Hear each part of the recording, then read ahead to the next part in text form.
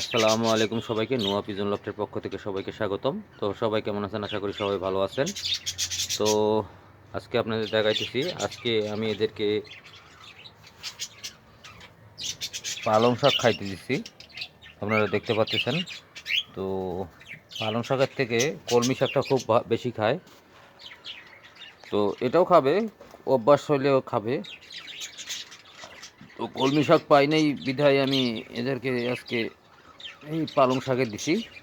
আর এই যে ময়নাটা আমার কথা বলতেছে, সুইচ দিচ্ছে দেখেন। মিঠু, কথা বলো তো। মিঠু, কথা বলো, কথা বলো, কথা বলো, কথা বলো। মিঠু, মিঠু,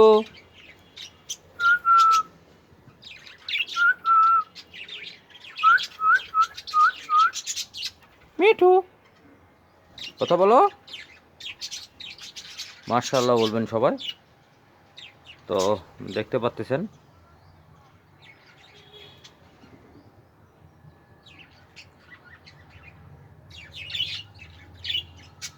আর এটা বাজারিকে গেলা ডিম দিবে সম্ভবত খুব তাড়াতাড়ি। আর আমাদের টিয়াগুলা দেখছিলেন, টিয়াগুলা আমরা রিলিজ করছি। তো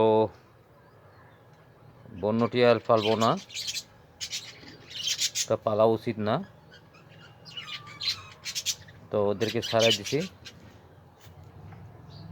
আর এখানে দেখতেছেন এরা সবাই মিটিং করতেছে, অনেক মানে প্রায় সবাই মিটিং করতেছে।